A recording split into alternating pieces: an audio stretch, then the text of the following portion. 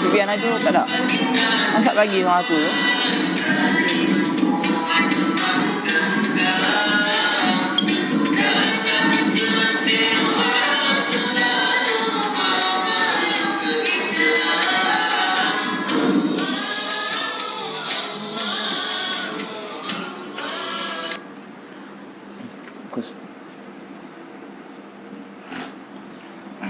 Bismillahirrahmanirrahim. Assalamualaikum warahmatullahi wabarakatuh.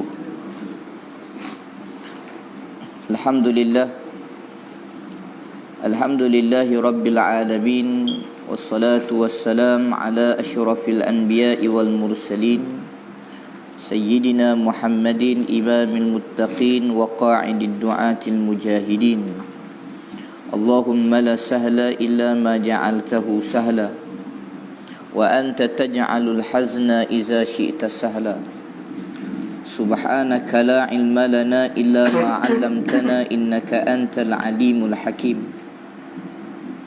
Qala rabbi shrah li sadri wa yassir li amri wahlul 'uqdatam min lisani yafqahu qawli. Allahumma rzuqna fahman nabiyyin wa hifdzal mursalin wa ilhaman malaikatil muqarrabin. Ya Fattahu ya Alim iftah qulubana futuhal arifin. Allahumma salli wa sallim wa barik ala sayyidina Muhammad wa ala alihi wa ashabihi haqqa qadrihi wa miqdarihil azim, summa amma ba'd.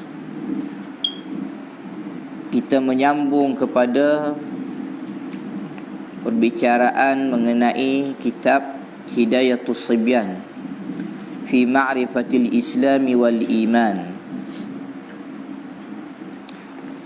yang dikarang oleh Syekh Abu Abdullah Husain rahimahullahu subhanahu wa ta'ala.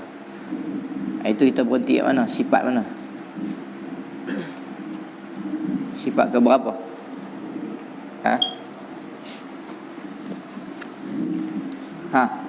Sifat yang ke 9 dah kan? Ilmu kan? Ilmun artinya mengetahui. Allah Ta'ala itu bersifat mengetahui, sentiasa mengetahui dia.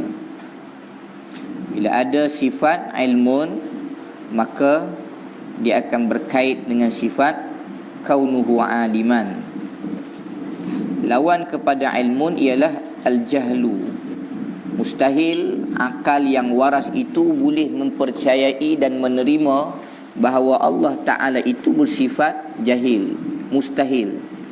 Akal yang waras wajib mengakui, mempercayai bahawa Allah Ta'ala itu bersifat maha mengetahui. Kenapa? Kerana segala-galanya ialah datangnya daripada ciptaan Allah. Mustahil akal yang waras boleh mempercayai Allah Ta'ala bersifat tidak mengetahui sesuatu, kerana sesuatu itu daripada dia. Jadi hari ini kita sambung kepada sifat yang ke 10 ya. Sifat yang ke 10, qala musannif rahimahumullah wa nafa'ana bihi wa bi'ulumihi wa fi daraini amin Allahumma amin. Ke-10, hayah. Hayah maknanya ialah, artinya hidup. Allah Ta'ala bersifat hidup. Maknanya iaitu satu sifat yang berdiri dengan zat yang mawajib, iaitu memastikan bagi zat kaunuhu hayyan. Kaunuhu hayyan yang mengesahkan bagi zat ia bersifat dengan segala sifat ma'ani dalam keadaan ia tiada ta'alluq dengan sesuatu jua pun. Lawannya al-mautu, maknanya ialah mati, iaitu mustahil ia mati.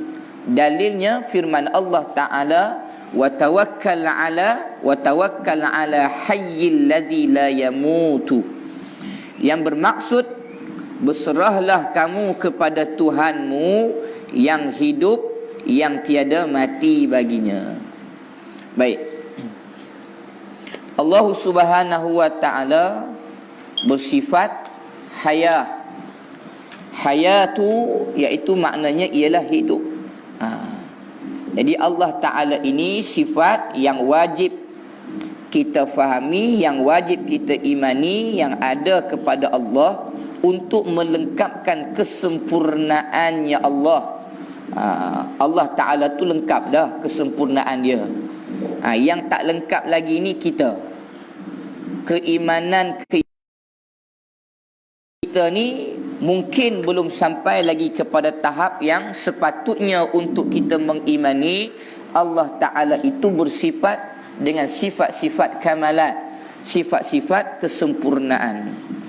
Jadi orang yang beriman, tiap-tiap mukallaf ni wajib belajar untuk mengenal Allah Ta'ala ni supaya sampai kepada tahap keimanan, keyakinan dan kepercayaan yang jazam kepada sifat-sifat Allah ni, untuk kita sampai kepada ma'rifatullah, untuk kita sampai kepada maksud dan makna mengenal Allah dengan sebenar-benarnya. Jadi nak kenal Allah ni mesti melalui kenal sifat-sifat dia. Ni kita dah sampai kepada sifat dia yang ke-10 yang disusun oleh para alim ulama untuk kita kenal sifat-sifat Allah, supaya kita boleh mengenal Allah Subhanahu wa taala mengikut ketetapan dan susunan yang ditetapkan pada syarak. Antum kena faham, nak kenal Allah ni mesti mengikut jalan yang ditetapkan oleh syarak. Bukan boleh kita ni nak kenal Allah tetapi melalui jalan yang ikut suka kita sahaja, tak boleh. Kerana hari ni ramai orang yang membahaskan tentang Allah ni. Ada orang yang mendakwa sekian-sekian ni, mendakwa kumpulan sekian-sekian ni, semua pakat duk syarah tentang ketuhanan, syarah tentang Allah, syarah tentang zatnya Allah, syarah tentang kenal Allah. Kenal Allah wajib, tapi jalan untuk sampai kepada kenal Allah tu mesti melalui jalan yang ditetapkan, dibolehkan oleh syarak. Jadi hak yang nak tetapkan jalan ni bukan kita. Kita ni golongan terkebelakang, golongan hak yang muqallid. Golongan ke belakang ni hak yang ikut saja, tapi mengikut dalam keadaan berilmu lah, mengaji. Bukan mengikut membabi buta, tapi kita ikut apa yang telah ditetapkan oleh para ulama. Dan para ulama yang tetap ni mereka sampai ke tahap mujtahid. Mujtahid ni apa? Golongan yang boleh berijtihad. Mereka boleh istimbatul hukmi, mereka boleh istimbat hukum, boleh mengeluarkan hukum. Mereka ni ahli dalil, ahlud dalil. Mereka adalah golongan yang faham sungguh-sungguh dalil naqli, dalil aqli. Bila baca Quran, baca hadis, mereka faham. Jadi kefahaman mereka itu melalui sanad, melalui guru, melalui syekh, dan ilmu pengajian mereka ni sampai kepada para sahabat dan sampai kepada Rasulullah sallallahu alaihi wasallam. Jadi para ulama yang menyusun sistem ataupun jalan untuk kita kenal Allah Ta'ala ni adalah ulama-ulama yang mereka ni berkelayakan. Jadi faham kita ni kenapa kita wajib mengaji untuk mengenal Allah. Dan jalan yang kita pilih pula adalah jalan yang telah disepakati dan ditetapkan oleh para ulama yang sampai ke tahap mujtahid. Kita tak sampai tahap mujtahid, jauh. Ulama yang nak sampai tahap mujtahid ni menguasai bahasa Arab, menguasai balaghah, ilmu alat, menguasai mantik, menguasai Al-Quran, menguasai tafsir, menguasai hadis, menguasai ilmu-ilmu syariat. Jadi mereka lebih memahami. Jadi memudahkan kita golongan terkemudian ni, maka mereka tetapkanlah sistem dia. Mereka dah susun untuk memudahkan kita. Kalau kita tiba-tiba buka Quran, nak cari sifat Allah yang ke-10 ni, hayah, kita tak tahu surah mana duduk, ayat mana duduk. Jadi ulama buat keluar daripada Al-Quran tu, buat keluar daripada hadis, maka mereka susun. Jadilah kitab-kitab tauhid ni. Mana? Untuk kita faham, benda yang wajib faham bila mengaji ni, nak kenal Allah mesti melalui jalan yang dibenarkan dan ditetapkan syarak. Bukan boleh pilih guru sebarangan tepi jalan, tengok dia kemah syarah bab Tuhan, kemah olah bab tarikat, kemah olah bab makrifat, kita kata okey. Lah kali samakan wajah perempuan yang cantik dengan wajah Allah. Berat? Ada dah. Ada dah. Kemudian zaman lah ni pula zaman viral. Zaman sikit-sikit rakam. Ini rakam. Kalau rakam benda hak yang betul ikut kita, ikut ulama, tak apalah. Jadi bila disebar, orang lain boleh tumpang ilmu. Tapi kalau rakam hak yang salah, walaupun maksud dia kata tidak begitu, dia tak kata wajah perempuan itu wajah Allah, dia tak kata begitu maksud dia. Tapi perumpamaan yang dia buat pun salah, kerana perumpamaan itu jalan. Nak bagi perumpamaan untuk orang kenal Allah, nampak keagungan Allah, sampai kepada mengenal sifat-sifat Allah, pun mesti melalui jalan yang ditetapkan ulama. Boleh ke nak buat perumpamaan, ambil pilih jalan perumpamaan, maksud dia nak bagi tahu betapa indahnya Allah, betapa sempurnanya Allah. Tiba-tiba kita angkat gambar, kita tengok ni siapa? Kata perempuan, cantik perempuan ni. Yang apa tak mengaji, hampa hanya nampak perempuan cantik ni saja. Tapi kalau hampa mengaji, hampa faham, inilah wajah Allah. Bukan. Ada. Betul tak betul? Walaupun yang dia nak maksudkan, katakanlah, saya tak maksud dia apa. Katakanlah yang dia nak maksudkan tu, bila kita nampak sesuatu yang indah macam perempuan yang cantik, maka kita tak harus memuji perempuan tu sahaja. Tapi wajib kita ni nampak keindahannya Allah. Innallaha jamil yuhibbul jamal. Allah Ta'ala itu indah, maha cantik dia, dan dia suka kepada keindahan, kecantikan. Jadi adanya kecantikan ni kerana apa? Kerana ada sifat Tuhan yang maha pemurah, pengasih, penyayang, yang dia juga bersifat indah, suka kepada keindahan. Jadi dia nak bagi tahu hebatnya Allah boleh menciptakan perempuan yang indah. Tengok benda cantik, tengok hebatnya Allah yang menciptakan.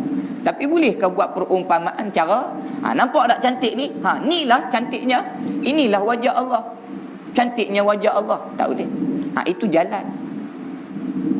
Jalan yang ditetapkan oleh para ulama adalah jalan yang tak bagi masyarakat ni salah faham kepada Allah. Habis kalau begitu, bagaimana pula dalil laisa kamislihi syai'? Tak apalah. Dia kata, dah, saya bukan bagi tahu yang tu Allah. Saya tak samakan pun wajah perempuan yang cantik itu dengan wajahnya Allah. Tapi apa? Bila kita mengaji, apa dia? Allah Ta'ala itu juga bersifat fardun la nadhiralah. Kan? Ngaji kan? Apa fardun la nadhiralah? Allah Ta'ala itu tunggal. La nadhiralahu, tidak boleh dibuat banding-bandingan dengan sesuatu yang lain. Nak buat bandingan pun dengan sesuatu yang lain pun tak boleh. Kenapa? Kerana dah tak sama. Banding pun tak boleh, apatah lagi nak samakan. Banding pun tak boleh. Dan inilah jalan yang ditetapkan oleh para ulama, supaya orang tidak salah memilih jalan untuk mendakwa nak kenal Allah. Tapi nak kenal Allah mesti melalui jalan yang telah disepakati dan telah ditetapkan. Jadi hayah hidup. Bila kata tidak sama Allah Ta'ala ni dengan sesuatu yang lain, fardun la naziralah, ketunggalan dia ialah ketunggalan yang tak boleh dibanding-banding pun dengan sesuatu yang lain. Jadi macam mana nak faham kehidupannya Allah? Hidupnya Allah Ta'ala ni adakah sama macam hidupnya makhluk-makhluk yang lain ni? Dah. Kita mengaji asas dah. Allah Ta'ala itu bersifat qidam, qadim dia. Azali pula. Azali dengan qidam pun kita dah bahas. Apa perbezaan azali dengan qidam? Jadi kalau qidam sedia ada dia. Sedia ada yang macam mana? Dia sebut sedia ada, tidak ada permulaan baginya. Jadi adanya Allah, wujudnya Allah dalam keadaan kewujudan yang tidak ada permulaan. Itulah yang membezakan Allah Ta'ala dengan makhluk yang lain. Ada wujud, tapi wujud dia ni ada permulaan. Siapa yang cipta? Allah yang cipta. Jadi bila ada ciptaan, maka ada permulaan. Itu kita semua makhluk. Tapi kewujudannya Allah, kehidupannya Allah bersifat qadim azali. Bersifat sedia ada. Sedia ada. Tak ada permulaan. Azaliyun, dan azali Allah Ta'ala, makna azali ni pula, dia dah sedia ada dah, walaupun sesuatu yang lain tak ada lagi. Faham tak? Sesuatu yang lain tu kemudian. Bila kemudian tu? Bila dia cipta baru ada. Jadi sebelum Allah menciptakan sesuatu yang lain, maka dia dah sedia ada dah. Dan dia tidak ada permulaan. Jadi bolehkah nak banding-banding sesuatu dengan Allah? Nak samakan sesuatu dengan Allah? Tak bolehlah. Kenapa? Memang hakikat dia tak sama. Hakikat dia memang tak boleh dibanding-banding langsung pun. Kenapa? Memang laisa kamislihi syai'. Lam yalid wa lam yulad wa lam yakul lahu kufuwan ahad. Memang tak sama langsung dengan sesuatu. Setiap kita ni Allah Ta'ala takdirkan bermusababkan kepada adanya kelahiran yang melahirkan kita. Tapi tak semestinya ada kita ni kerana ada orang melahirkan kita. Kerana ada juga orang yang ada di dunia ni dalam keadaan tak ada orang melahirkan dia. Siapa? Nabi Isa ada, Siti Maryam melahirkan dia. Siapa? Adam alaihi salam. Tak ada mak yang lahirkan dia. Tak ada ayah yang kahwin dengan mak dia. Tiba-tiba dia ada. Keberadaan kita ni bukan bergantung mutlak kepada orang yang melahirkan kita. Keberadaan kita ni kerana adanya Allah. Dia yang menciptakan. Cara dia nak cipta, itu jalan-jalan dia. Kita ni, orang biasa ni, mesti melalui, ditetapkan melalui jalan dilahirkan mak kita. Mak kita pula dilahirkan oleh nenek kita. Dan ada pula nak lahir ni macam mana? Kahwin dulu. Mesti ada hubungan antara ayah dan juga ibu.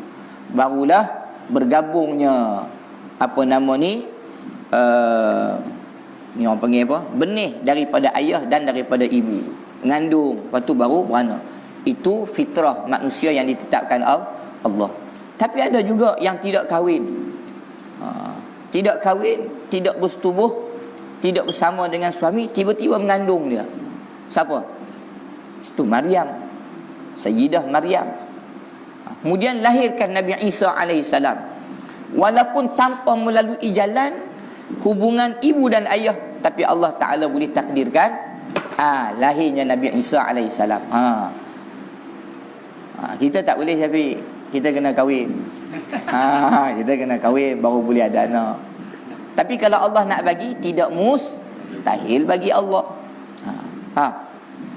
Tidak ada sesuatu pun yang mustahil di sisi Allah. Innama amruhu iza arada syai'an an yaqula lahu kun wa yakun. Dia hanya perlu mengatakan, dia hanya kata jadi, maka jadilah dia. Baik, hidup Allah.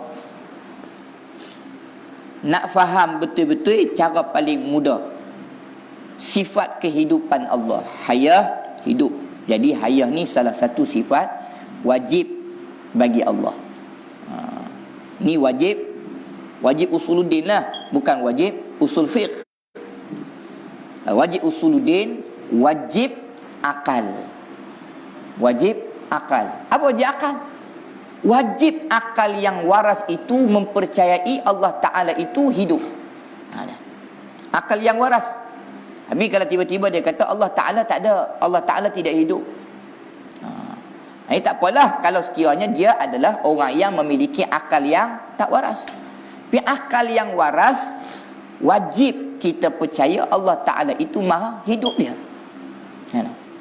Bukan sekadar hayyun dia, bukan sekadar hidup dia, bahkan dia juga adalah Tuhan yang bersifat al-mudabbir.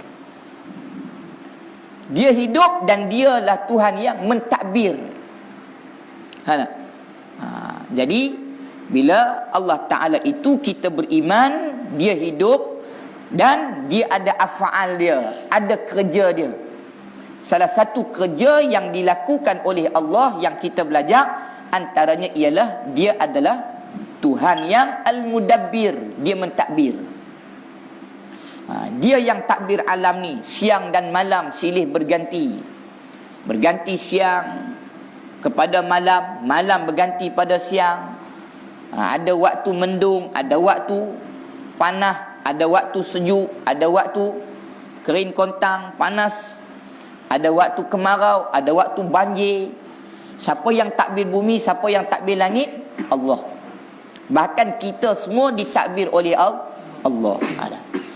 Jadi bila kita beriman Allah Ta'ala itu bersifat maha hidup dia, dan wajib kita beriman dia juga mentadbir. Jadi kita yang boleh bangkit daripada tidur ni pun bawah pentadbiran dia. Bawah pentadbiran dia. Kipas yang boleh berpusing ni pun bawah pentadbiran dia. Matahari keluar pagi-pagi ni pun bawah pentadbiran dia. Jadinya macam mana dia boleh takbir? Dia boleh takbir kerana itulah bukti betapa dia ini memiliki sifat hayah, maha hidup dia. Sebab tu bila kita beriman, ngaji sifat hayah ni, Allah Ta'ala maha hidup, kena ingat juga bila dia hidup, dia sentiasa melihat apa yang berlaku. Dia mendengar apa yang terjadi, dan dia mengetahui apa semua yang terjadi. Yang ni yang kita nak kena mengaji bagi faham sungguh. Bukan nak hafal je wujud, qidam, baqa, tapi kefahaman ni kita nak bawa dalam kehidupan harian. Bila beriman kita Allah maha hidup, hidup dia pula tak sama dengan makhluk. Kehidupan dia pula bersifat sempurna, tidak ada sebarang unsur-unsur yang boleh mendorong kehidupan Allah, sifat Allah ni sampai kepada sesuatu yang boleh mengurangkan kesempurnaan dan kemuliaan dia. Kita ni hidup, tapi hidup yang tidak sempurna. Makhluk hidup, tapi kehidupan makhluk itu bersifat lemah. Kita hidup, tapi kita hidup dalam keadaan tak boleh buat semua. Allah Ta'ala hidup, tetapi kehidupan Allah, dia berkuasa atas tiap-tiap sesuatu. Kita hidup, tapi adakah waktu kita hidup kita boleh buat apa yang kita suka? Tak. Ambil sifat manusia je, jangan kait dengan sifat Allah Ta'ala lagi. Kita hidup, tak semestinya kita boleh buat apa yang kita suka. Kita nak buat apa? Kita semua yang kita nak buat ni takkan jadi tanpa izin Allah. Yang tu tak payah fikir dulu. Ambil kita aja dulu. Kita nak buat rumah. Kita nak buat rumah, kita memerlukan kepada sesuatu yang lain. Apa kita perlu? Nak buat rumah. Jadi adakah kita boleh buat macam tu saja? Tak. Kita perlu kepada pekerja, kita perlu kepada alat dia, kita perlu pada bahan-bahan dia. Itu.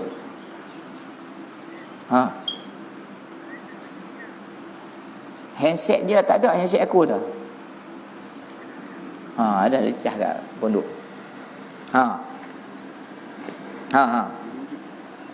Ya, halo. Dengar. Oi. Yang kita nak buat ni takkan jadi tanpa izin Allah.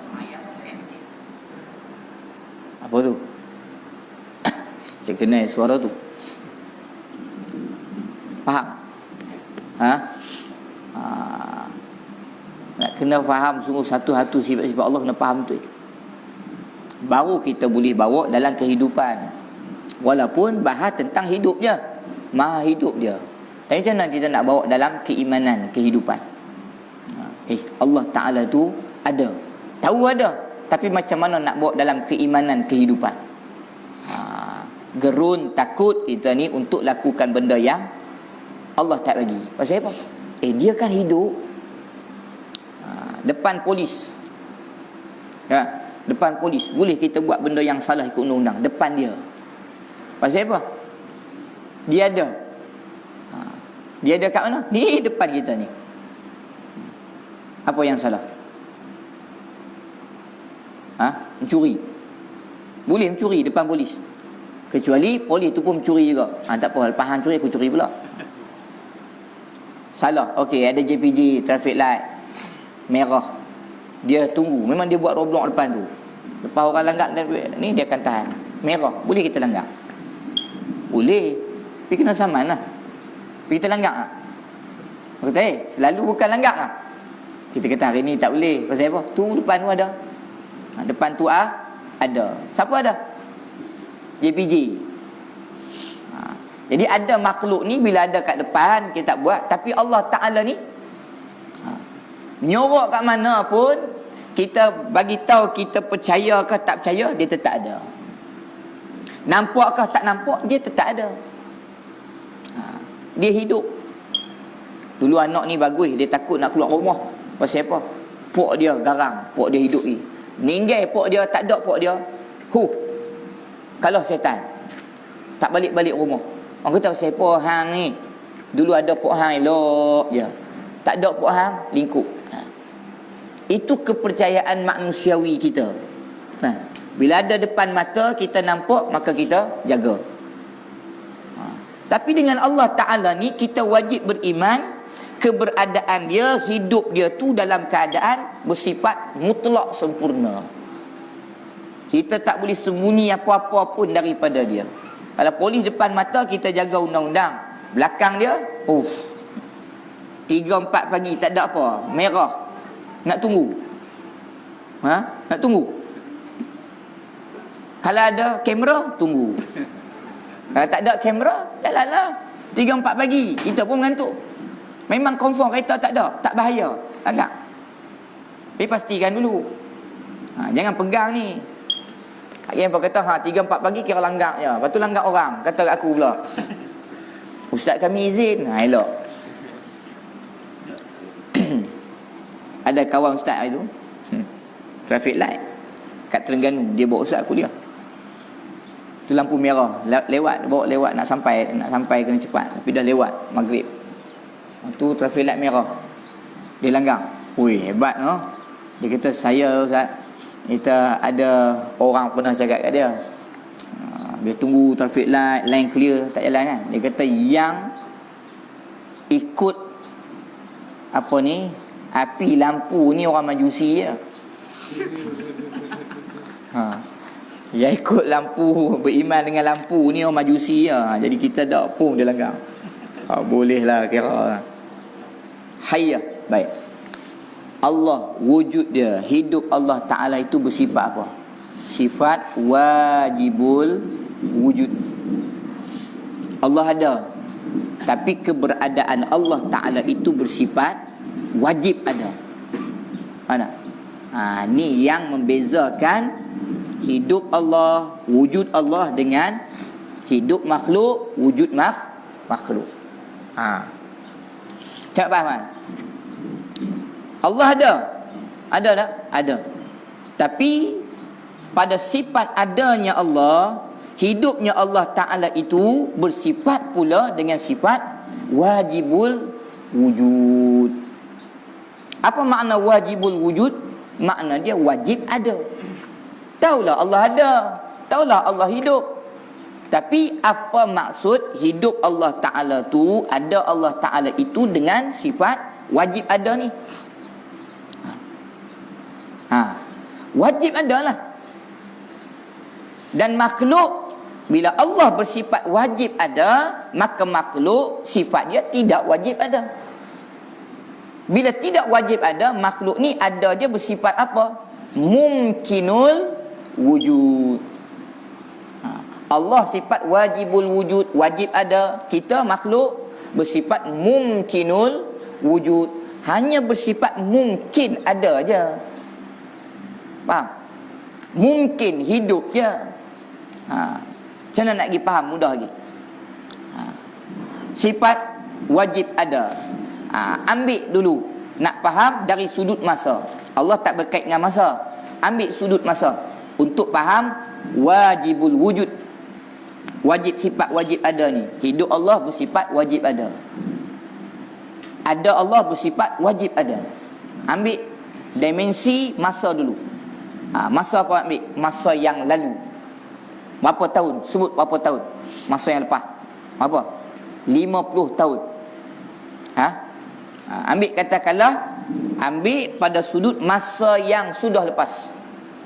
50 tahun dulu, Allah sifat wujud. Atas ni wujud, hidup. Ni wujud dia bersifat wajib ada. Jadi ambil sudut masa yang lepas, 50 tahun yang lepas. Allah ada tak? Ada. Kenapa? Sebab dia bersifat wajib ada. Masa apa pun, bila pun dia wajib ada. Semalam Allah ada tak? Ada. Kenapa? Bolehkah kita nak bagi tahu orang? Kerana dia ada lah. Kerana sifat 20 ada lah. Tu boleh lah cakap, lepaskan kita aja. Tapi nak syarah ke orang macam mana?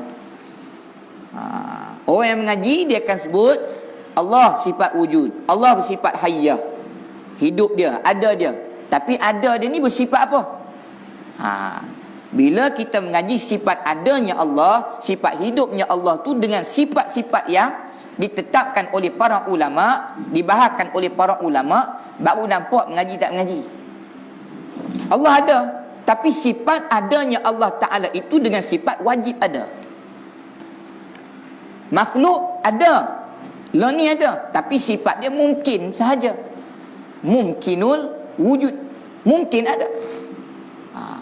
50 tahun lepas Allah ada tak? Ada. Sekarang ada tak? Ada. 50 tahun akan datang ada tak? Ada. Mana tahu? Akan datang kan tak tahu lagi.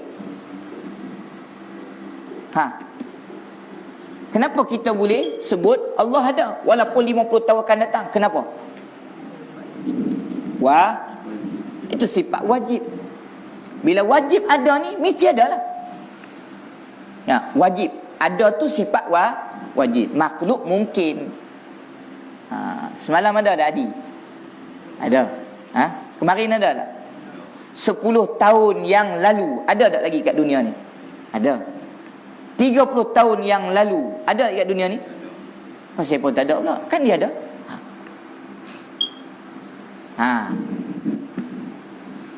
Tuk kita 50 tahun dulu ada tak? Kira balik umur tuk berapa? 70 tahun dulu, 100 tahun dulu ada tak? Tak tahu saya. Mungkin ada. Sekarang tuk ada lagi? Ada lagi? Tak ada. Pasal apa pula? Sebut 10 tahun lepas ada. Sekarang dah tak ada. Kita lah ada tak? Ada. Satgi?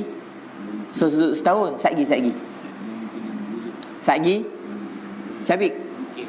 Mungkin. Itu mungkin. Bila mungkin ada, mungkin tak ada. Bawah kuasa siapa? Ada tak ada ni?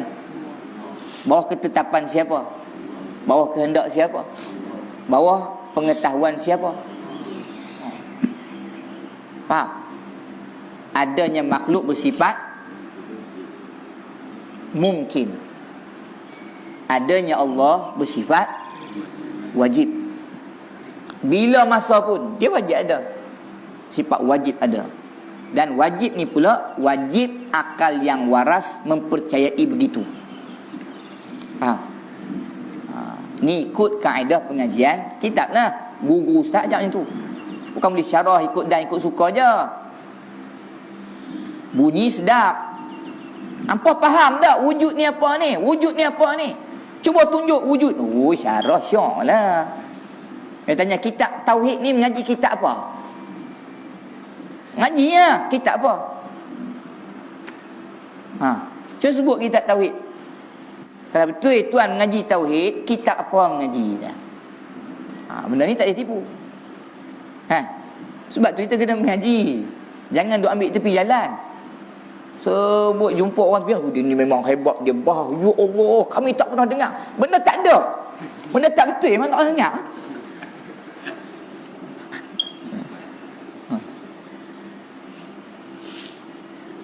Dia kata semayang saya tak ada kaitan dengan orang, semayang orang tak ada kaitan dengan saya. Betul ke? Saya nak buat apa, saya nak kata apa ke, ini saya. Apa yang saya nak buat, cara saya nak olah tentang Tuhan, itu hak saya, tak ada kaitan dengan orang. Allah sebut, inna salata tanha anil fahsyai wal munkar. Sesungguhnya solat itu mencegah perbuatan keji dan mungkar. Kait dengan orang tak? Kait lah. Perbuatan keji mungkar kait tak dengan orang? Mencuri, mungkar, kait dengan orang? Kalau tak ada, kalau tak kait dengan orang mencuri ni, orang tak panggil curi siapa punya? Duit adi. Dia tahu tak? Dia tak tahu. Mungkar tak? Mungkar. Zalim tak? Zalim. Dosa tak? Dosa. Kait dengan orang? Kait. Allah sebut kan, semayang ada kait dengan fahsyak, ada kait dengan mungkar. Orang yang solat, jaga solat, disiplin dengan solat, ikut ketetapan syarak berkait dengan solat, bukan ikut kepala sendiri. Saya tak semayang, tak apa, tapi hati saya baik. Hati tak baik itu.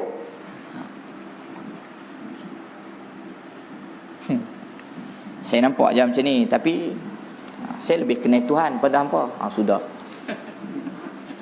Tuan Uji Saleh ya. Dia cakap apa? Senang. Orang yang paling mengaku kenal Tuhan, itulah penipu.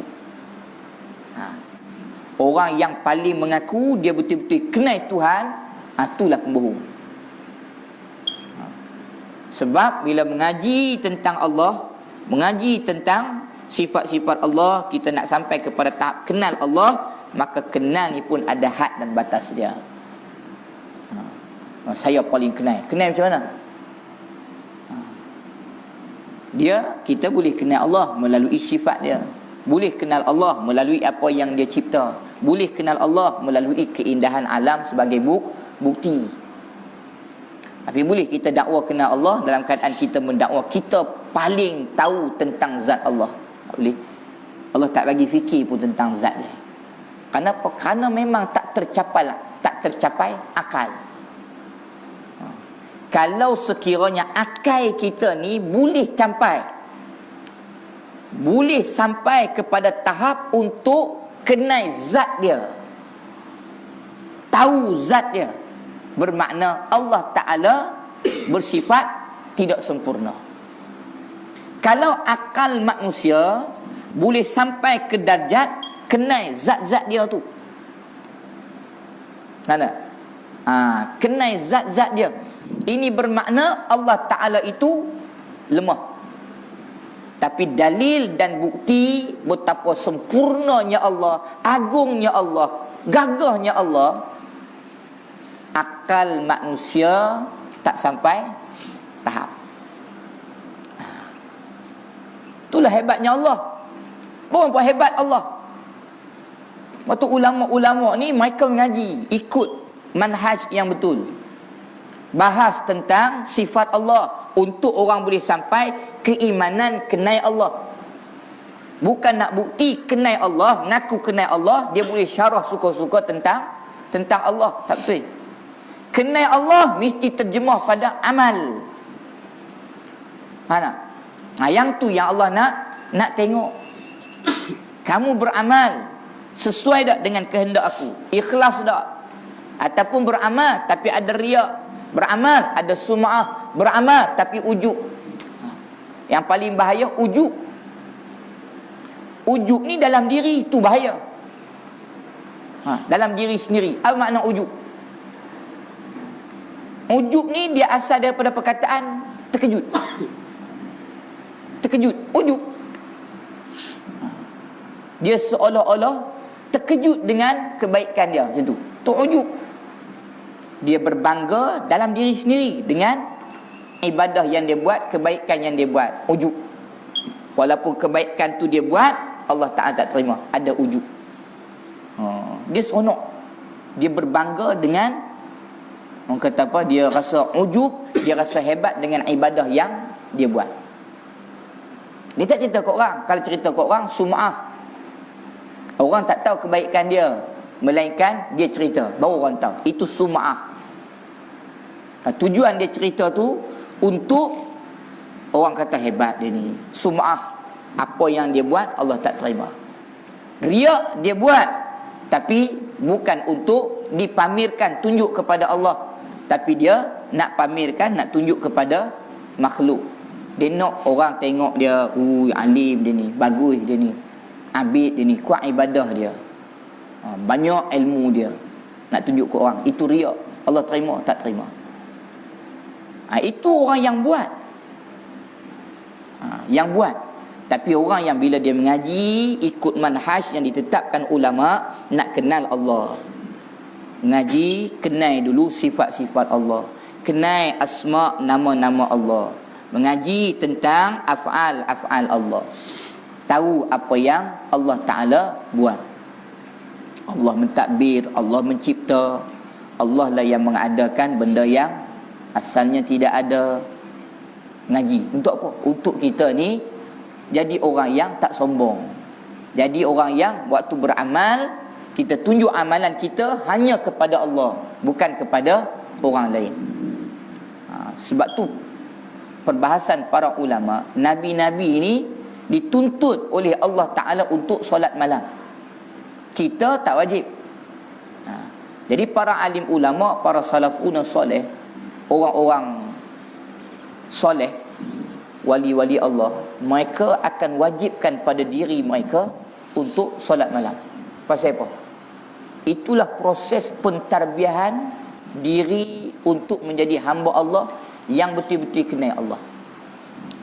Orang yang betul-betul kenal Allah, maka dia tidak akan buat sesuatu untuk orang lain. Bila dia dah sampai ke tahap betul-betul kenal Allah, dia akan terjemahkan, dia mengenali Allah Ta'ala itu buat untuk Allah ya. Kita mengaji ni bukan nak sampai tahap kenal Allah je, tapi tujuan untuk kenal Allah supaya boleh sampai ke darjat mencintai Allah. Kena tunjuk, kena zahir. Tapi bukan zahir pada orang, zahir pada dia. Waktu Nabi-Nabi mangkit solat malam sampai bengkok betih belakang Nabi SAW. Untuk apa? Untuk tunjuk tanda syukur dia kepada Allah. Tapi apa kaitan dengan waktu malam? Dalam malam 1/3 akhir malam pula. Waktu tu waktu yang manusia pilih jalan untuk seronok ikut nafsu manusia ni, tidurlah. Paling sedap lena, paling sedap tidur, paling sedap tarik selimut. Tambah pula kipas, tadi 3 naik sampai ke 6. Bu tarik selimut. Double lagi kain plekat. Tak cukup lagi, hak yang dalam kain plekat buka selimut lagi. Tilam pula 3 lapis. Masya-Allah. Time tu hujan pula, Allah. Dia dengar bunyi apa? Bumbung orang. Gerak. Sedapnya. Ya Allah. Habis waktu tu Allah Ta'ala suruh bangkit. Dia boleh selok selimut dia time-time tu. Dia boleh tendang selimut dia, dia bangkit sejuk. Dia kena ayak pula. Gede bangkit. Diri menghadap kiblat, mentang jadah. Allahu Akbar. Ada orang tak? Tak ada orang. Nak didik apa? Sembahyang jemaah siang-siang kan? Orang nampak tak? Nampak. Tapi bila waktu malam, siapa nampak? Allah. Ya, waktu siang pun kita nak tunjuk pada Allah juga. Tapi cara nak bagi adanya keikhlasan. Ya tak? Dia mangkit buat waktu orang tak nampak. Sunyi, orang tak dengar. Pelan-pelan. Langkah Syafiq pelan-pelan. Takut Syafiq sedang. Sekali dia sedang lagi, hilang pula ikhlas lagi. Okey, pelan-pelan. Dudui dulu. Tengok dia menguat sikit, dudui, tidur balik. Tutup sampai kepala. Bangkit. Ayak slow. Cing, kedi. Jangan kok rum, tak kira jaga. Habis tu Zat nak masuk syurga seorang. Syaitan lah, dia hasut. Oh, ni nak masuk syurga seorang. Nak biar kawan hang seorang mampu kena heret depan mata. Nampak macam mana? Lepas selesai, pergi. Bangkit. Nak bangkit. Tak bangkit sudah. Pergi kat hang. Tapi kenapa ada solat malam? Untuk tarbiyah diri. Itulah cara mendidik diri untuk adanya ikhlas.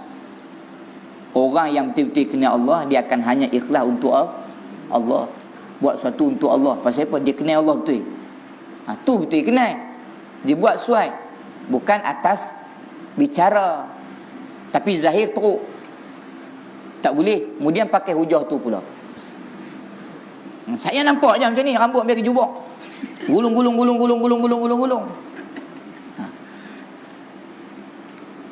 Saya semayang kat masjid ke, tak semayang kat masjid ke, saya tak kacau orang. Solat saya tak kacau orang. Ada solat tak kacau orang. Solat ni lah nak mendidik kita ni untuk berjemaah. Berjemaah tu ada rukun jemaah dia. Ingat orang lain. Ingat dalam fiqah. Fiqah pun ada tasawuf. Dalam fiqah kan? Fiqah pun ada tasawuf. Bukan mengaji tasawuf tinggal fiqah, tak boleh. Kami jalan lain Ustaz, tarikat. Dalam fiqah ada tarikat, dalam tarikat ada fiqah. Dalam fiqah ada tasawuf, dalam tasawuf ada fiqah. Baru betul. Dalam syariat ada tasawuf, dalam tasawuf ada syariat. Itu baru betul. Yang ni kami tidak syariat, tapi kami ambil tarikat, ambil makrifat. Itu salah. Nabi semayang mana? Masjid. Itu Nabi. Sudah. Nampak tak? Dalam fiqah, apa tasawuf dalam fiqah? Ambil bab jemaah kan? Baca makmum. Bacaan makmum. Dia ada rukun qauli ya. Qauli sebutan. Salah satunya apa? Fatihah. Okey, Fatihah. Jadi syarat untuk menyempurnakan rukun qauli itu apa? Apa dia? Paling kurang telinga kita dengar. Jangan dalam hati. Tidak sah. Allahu Akbar. Allahu Akbar. Subhana rabbiyal azimi wa bihamdi. Yang tu tidak rukun, dia kuat. Yang rukun ni Allahu Akbar. Allahu Akbar kabira walhamdulillahi katsira. Sampai habis. Auzubillahi minasyaitonir rajim.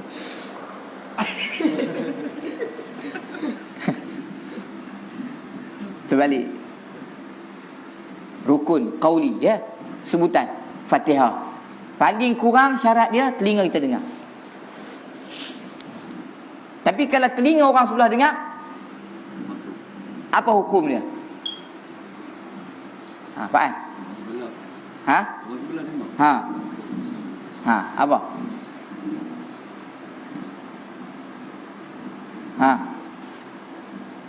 Wajib, sebab dia rukun, wajib telinga kita paling kurang telinga kita dengar. Dengar telinga orang sebelah hanya sekadar harus. Orang dua belah makruh. Orang hujung sekali batal. Haram. Dia tidaklah batal, haram. Pasal apa haram? mengganggu jemaah yang lain. Kait dengan orang ada tasawuf itu. Dalam fiqh ada tasawuf, dalam tasawuf ada fiqh. Nak terjemah mana, nak bukti mana, nak ukur mana keikhlasan tu. Tasawuf kalau bukan melalui amal. Kami tak amal, tapi kami tasawuf. Apa orang tasawuf? Ulama sebut at-tahalli bil mazaya wat tu tasawuf. Pecat, tanggalkan segala keburukan pada diri dan dia kenakan, pakaikan pada dengan pakaian yang baik-baik. Segala keburukan, sum'ah, riya, bangga diri, ujub, kibir dibuang. Dan dia hanya pakaikan pada diri dia semua yang akhlak yang baik-baik. Itu makna tasawuf. Buang dulu, bukan pakai dulu, buang dulu. Dia buang dulu yang tak baik, ganti pada diri benda yang baik. Itu tasawuf. Itu makna waktu beramal, waktu solat. Kita nak latih diri kita tu jangan ada riak dalam solat. Untuk Allah, bukan untuk orang lain tengok. Untuk Allah Ta'ala suka, bukan untuk orang lain puji. Itu riak. Sum'ah, dia tak cerita ke orang benda baik dia. Kenapa? Sayang, benda ni memang aku harap Allah yang akan puji aku dengan apa yang aku buat. Bila waktu aku jumpa dia nanti, dia aku cerita ke orang habis. Takut mari tak ikhlas. Tapi kalau kita cerita sebagai nak iktibar orang untuk bersemangat berlumba-lumba, fastabiqul khairat, untuk berlumba-lumba buat kebaikan, boleh. Tapi pastikan diri kita kuat dulu, tak ada perasaan riak tu. Waktu beramal lah, nak praktik tasawuf tu, ikhlas tak ikhlas tu, ada baik ke ada buruk dalam amalan tu, waktu beramal lah.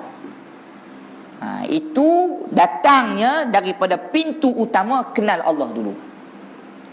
Bila kenal Allah betul-betul dengan sifat-sifat dia, hayah, hidup antaranya, kita tahu pula keberadaan dan kehidupan dia tu bersifat wajib ada.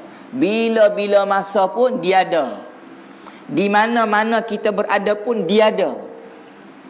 Dia pula bersifat ngaji dah, ilmun, mengetahui dia. Nanti samak mendengar dia, basar melihat dia. Kat mana-mana pun, sembunyi ke, terang ke, tahu dia. Cakap kuat, cakap bisik, tahu dia. Kenapa? Dia ada. Tu boleh bawa. Kita semayang, orang nampak sama aja. Satu saf sama aja. Dalam masjid, surau sama aja. Tapi yang membeza keikhlasan. Yang sifat dia tersimpan dalam hati. Orang tak tahu. Ikhlas tak ikhlas dalam solat, Allah je tahu. Macam mana nak bagi ikhlas? Latih. Salah satu jalan dia solat waktu malam. Waktu orang tak ada. Tu cara dia. Waktu orang yang jaga solat malam, tahajud, qiyamul lail, waktu tu dia ni terlatih diri dia ni untuk buat sesuatu hanya untuk Allah, kerana Allah. Dia lazimi benda tu, akhlak dia akan jadi baik, adab dia akan jadi baik, disiplin dia dengan amal ibadah yang dia jadi baik. Jadi talibul ilmi ni, orang yang menuntut ilmu ni kena buat. Solat malam kena buat. Baru ilmu tu mudah masuk. Mangkit malam, mayang sunat. Try, cuba buat diri sendiri. Budak kita sini hari-hari qiyamul lail. Hari-hari qiyamul lail ada jadual. Tak ada jadual? Habis tu tak payah buat jadual. Dah, latih dia apa? Biasa. Untuk betul-betul dengan Allah, dia sendiri. Dia dah rasa sayang, dah jatuh cinta dengan solat malam, dia pergi mana pun, dia akan teringat, kat sekolah aku boleh buat, takkan kat tempat lain tak boleh buat, sayanglah.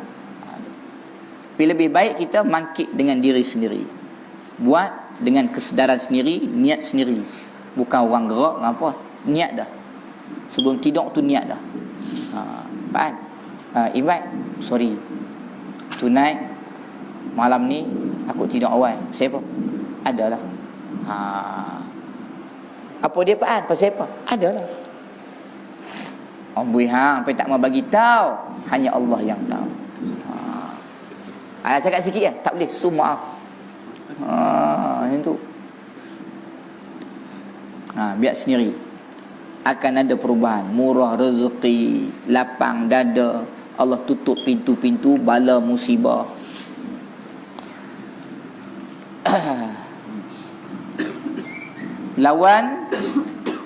Lawan bagi sifat hayah adalah al-mautu. Al-mautu maknanya mati. Allah Ta'ala mati tak? Tidak mati dia. Kerana mati itu sifat bagi makhluk. Allah bukan makhluk. Allah khaliq. Boleh bayang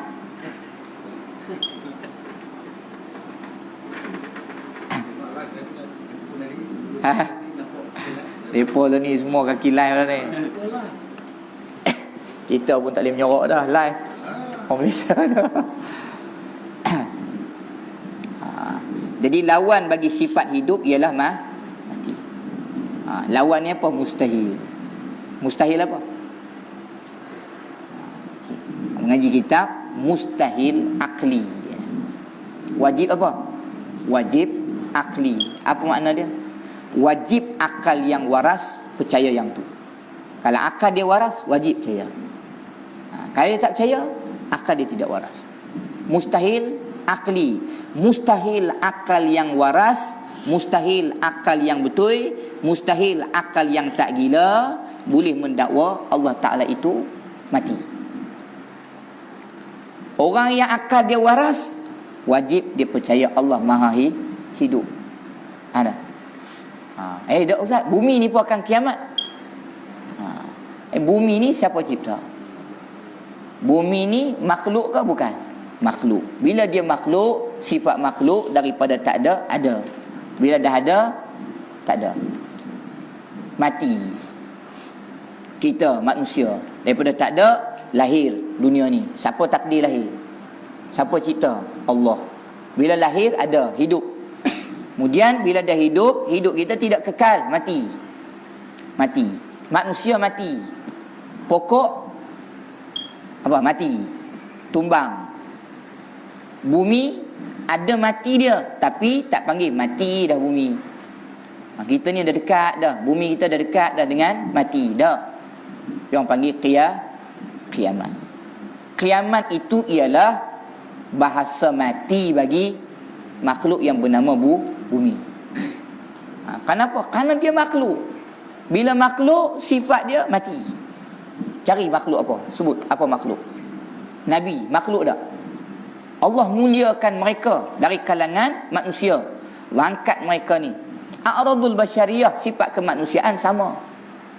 Tapi Allah angkat tinggi darjat mereka ni berbanding dengan manusia yang lain. Itu nabi-nabi. Kenapa? Kerana kita akan kenal Allah melalui dia. Dia yang bagi ilmu ni. Nabi-nabi ni. Allah muliakan mereka. Allah pelihara mereka daripada sebarang kesilapan. Pasal apa? Kalau mereka Allah Ta'ala tak pelihara daripada silap, maka akan menjadi hujah untuk kita tak ikut Nabi. Kita hari ni boleh dakwa kami mencintai Allah. Allah kata jalan untuk kamu mencintai aku mesti ikut Nabi aku. Kami cinta Allah tapi ikut Nabi tak mau. Ada tak golongan anti hadis? Ada. Quran kami pegang, percaya. Hadis tak. Pasal apa? Nabi manusia yang sama macam manusia yang lain. Itu salah. Qul in kuntum tuhibbunallah fattabi'uni yuhibbukumullah wa yaghfir lakum dzunubakum. Ya Allah sebut. Ada sekumpulan sahabat Nabi, tak salah Ustaz, 7 orang baru masuk Islam. Mereka ni ahli kitab. Nama Nabi ni ahli kitab. Ahli kitab ni orang yang mengaji kitab. Dia mengaji kitab sebelum Quran. Sebelum Quran kitab apa? Injil, Taurat, Zabur. Jadi mereka ni orang yang mengaji. Tapi bila Nabi SAW jadi Nabi, mengaku kenabian Nabi, bawa wahyu Allah Al-Quran, mereka tak mau ikut. Ni ahli kitab. Dan ada ahli-ahli kitab yang masuk Islam. Sekumpulan ahli kitab ni mereka mengaji kitab. kenal Allah melalui kitab-kitab samawi yang lain. Masuk Islam. Bila masuk Islam, beramal dengan Islam, ikut Islam, dia mari zauq. Zauq tau, feeling. Mari perasaan, oh seronoknya betul Islam ni. Sebab dia pun mengaji, senang. Orang yang mengaji ni senang. Kita kalau nak dakwah orang bukan Islam, dakwah orang yang kalau Kristian, orang yang baca Bible dengan orang yang tak baca langsung tapi orang Kristian, lagi senang nak dakwah orang yang baca. Orang yang ahli ibadah tapi agama lain, lagi senang nak dakwah berbanding orang yang agama lain tapi bukan kaki ibadah. Naluri mereka ni, fitrah mereka ni ada tempat kebergantungan pada Tuhan. Cuma cara dia salah. Pengabdian tu salah, pengakuan tu salah, i'tiqad tu salah. Jadi bila kita bahas, kita bercakap, kita olah, insya-Allah dia akan lagi dekat dengan kebenaran Islam. Tengok Zakir Naik dia berdebat dengan orang yang macam mana? Orang yang baca. Walaupun etis ni tak percaya Tuhan, tapi dia baca Quran terjemahan, dia baca Bible, dia buat bandingan, debat, dia baca. Bila dia baca, ada dah titik persamaan. Titik tu apa? Dia nak cari ketuhanan yang sebenar. Dr. Zakir Naik dia baca, dia kaji perbandingan agama. Itu kepakaran dia. Jadi dia boleh olah. Bila orang ni dia dah mengaji, dia dah baca, cuma salah jalan, lagi dekat dia masuk Islam. Buktikan dengan hujah, patahkan hujah dia dengan hujah yang benar Quran, maka senang masuk Islam. Tapi yang duk melalak, mengamuk ni orang yang kat luar. Yang hontam, tontang, dia tak baca pun. Dia tak tahu pun hujah orang yang berdebat dengan Dr. Zakir Naik tu. Hujah Dr. Zakir Naik pun dia tak dengar. Kitab yang Dr. Zakir Naik baca tu pun dia pun tak baca. Jadi orang yang membaca tu lagi dekat dengan kebenaran walaupun yang dia baca tu salah. Mana? Jadi ahli kitab ni macam tu. Mereka ni baca kitab lah. Cuma bila Nabi SAW diutuskan untuk membawa risalah Al-Quran ni, maka mereka tak percaya mula-mula. Jadi tunjuk masuk Islam. Bila masuk Islam, beramal seronok. Mari perasaan suka kepada Allah. Orang ibadah ni baru mari perasaan tu. Jangan dakwa suka, cinta Allah, sayang Allah. Jangan dakwa kalau tak beramal. Perasaan tu nak mari bila? Waktu beramal lah. Semayang, mari perasaan. Tak semayang, tak mari. Bila dah semayang, mari perasaan. Waktu sujud, lagi mari, berbunga-bunga perasaan. Sujud kerana Allah, sujud untuk dia tengok, bukan orang tengok. Ada baru main. Tapi bukan dengan ibadah tu sahaja. Mari mereka ni bila dah beribadah, ikut Islam ni, jumpa Nabi, Rasulullah, kami betul-betul dah cinta kepada Allah. Baru masuk Islam terus mengaku cinta pada Allah. Apa Nabi nak jawab? Tak sempat Nabi jawab, Allah Ta'ala turunkan ayat sebagai jawapan. Itulah ayat dah. Turun apa? Qul, katakanlah olehmu wahai Muhammad, in kuntum, jika sekiranya kamu semua tuhibbunallah, jika sekiranya kamu semua ni sebenar-benar mencintai Allah, fattabi'uni, maka katakan kepada mereka wahai Muhammad, fattabi'uni, maka hendaklah kamu ikut aku. Aku tu siapa? Nabi Muhammad bagi tahu kepada mereka, kalau betul mereka mendakwa mereka mencintai Allah, bagi tahu pada mereka ikut kamu. Nabi kata fattabi'uni. Allah suruh sebut fattabi'uni, ikutlah aku. Makna jalan pun ditetapkan Allah. Nak cinta Allah wajib, kenal Allah wajib, tapi jalan untuk sampai kepada kenal Allah ditetapkan oleh Allah. Betul cinta Allah, kena ikut Nabi. Nabi yang membawa jalan yang sebetul-betulnya kepada orang yang sebenar-benar cinta kepada Allah. Ni ada orang bahas tentang ketuhanan, sembang sikit bahas bab ketuhanan, cerita bab ni, tapi orang semayang tak semayang, Waktu puasa tak puasa. Sudah berat. Waktu cakap angkat diri. Ni mengaku kenal Allah, tapi kena tunjuk. Tunjuk kat siapa? Dia tu menunjuk je. Orang nak kata nombor 2, tapi hati kita tunjuk untuk Allah. Kenapa? Kerana Nabi tunjuk. Nabi tu tunjuk. Nabi solat, Nabi tunjuk. Kalau solat Nabi tak tunjuk, maka Nabi SAW akan solat kat rumah. Tapi Jibril alaihi salam Allah Ta'ala hantar ajak Nabi solat kat mana? Depan Kaabah. Sebelah Multazam. Pintu Kaabah, Multazam belah ni, sebelah ni. Nak sampai Hijri Ismail, pintu Kaabah, Hijri Ismail sini, di sini tempat. Jibril turun, ajak Nabi wudu, ajak Nabi solat. Kat mana? Kat dalam rumah. Depan Kaabah. Pela ni dekat tempat tu ada tanda-tanda dia. Dia letakkan batu. Maknanya kena tunjuk, tapi bukan tunjuk untuk riak. Tunjuk kepada Allah. Kata kalau orang yang tengok ni, tengok kita pergi semayang, mari terdetik hati dia nak semayang. Dapat tak pahala kita? Dia tak pergi, mari perasaan, aku pun nak semayang juga. Dia pergi, rajin dia pergi. Baru mari perasaan, kita dah boleh pahala dah. Dia pergi ambil uduk, dia pakai baju, dia naik motor, dia pergi semayang. Dapat berganda-ganda pahala kita. Sebab tu kita ni, pahala diri kita sendiri belum tentu cukup.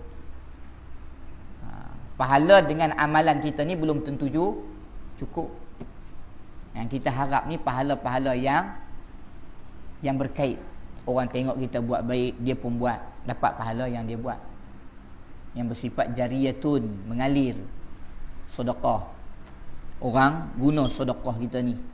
Bila guna, maka dia selagi mana dia guna, mengalir saham tu kat kita. Orang tengok kebaikan kita, maka dia pun bercita-cita nak buat baik, dan dia buat baik. Mari pahala. Bila buat baik, Allah bagi pula. Ada orang iri hati, katakan. Jangan marah. Sebab itu adalah insentif yang Allah nak bagi.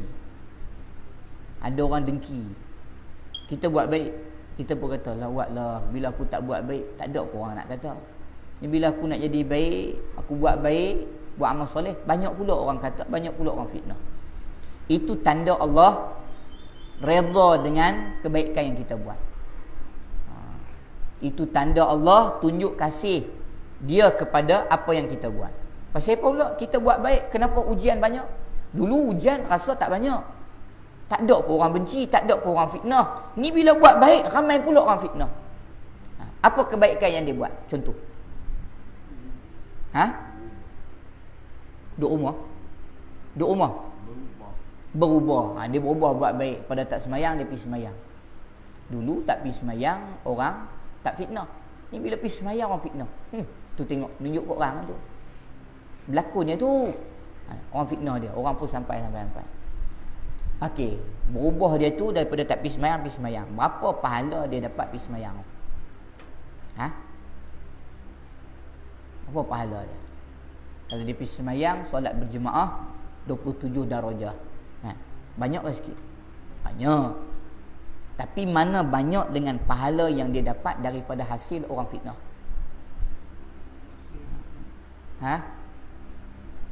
Satu fitnah orang, ni ada ulama maksud, satu fitnah orang kepada kita reda serah pada Allah. Fitnah lah, serah kepada kamu ya Allah. Adalah hadis, orang yang fitnah kita maafkan. Orang tuduh, tak apa ya Allah, aku maafkan, aku sabar. Ditulis atas nama kita satu istana, satu mahligai dalam syurga, nama kita. Pahala pi umrah, pahala pi jemaah, sembahyang jemaah 27 darajah je, 27 darjat. Tapi pahala yang Allah Ta'ala bagi sebab semayang tu saja, daripada pintu mulut orang fitnah lagi besar. Kita dapat pahala lagi besar.